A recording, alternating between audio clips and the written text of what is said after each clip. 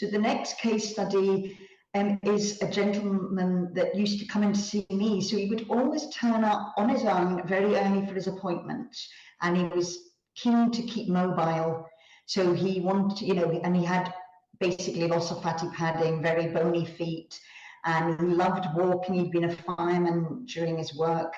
So he was really keen to get footwear. So we were making him big, thick insoles to start, and then obviously needed to make footwear to go around that eventually. So he was always verbally very fluid and engaged, and always was told great stories and things like that. But it almost seems like he was too good. And over a few appointments, I started to hear the same story coming up. But I didn't think too much about it because he seemed to be fine. He always got home and there was no issue. Anyway, he came in one day and said, my wife thinks I've got dementia. How horrendous is this? And I'm really upset about it. I've fallen out with her, blah, blah, blah. And I just sort of listened to him, and I tried to just be very positive. And I said, well, maybe you should, you know, do you feel you're having problems with your memory? Well, no. And then later on in the appointment, he said, well, maybe I am, because I'm not always remembering this, that, or t'other. So I said, well, why don't you go and just get the assessment, you know, because if you've not got it, it's going to put your mind at risk, you know, rest.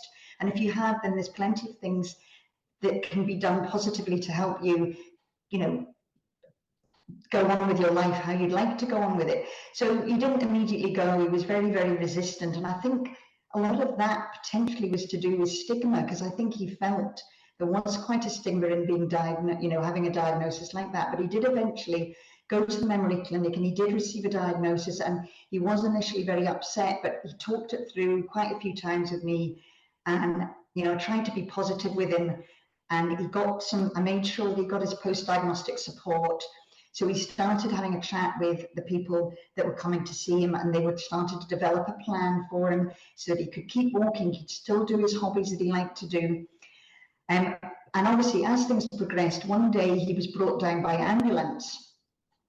And I thought this was a bit odd, but anyway, he came on his own, and I saw him, we did the consultation, and then I took him out to the waiting area and said, look, just have a seat there and wait for the ambulance. But about half an hour later, the ambulance man came down, and the waiting area was totally bare.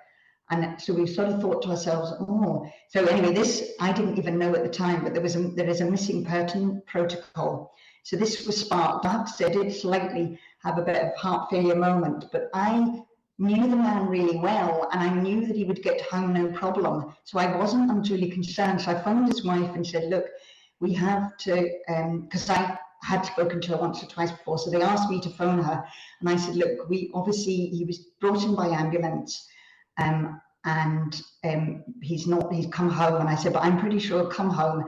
And she phoned about 20 minutes later and said, yes, he's come home. So that was where knowing somebody well meant that it all turned out very well in the end. And I tried to encourage her to come with him, but she wasn't keen. And I think this was a bit of a, you know, a tension in the family. So we had to try and encourage him to bring somebody with him just to be on the safe side, or which would be better than him coming by ambulance, because he obviously wasn't keen to sit and wait.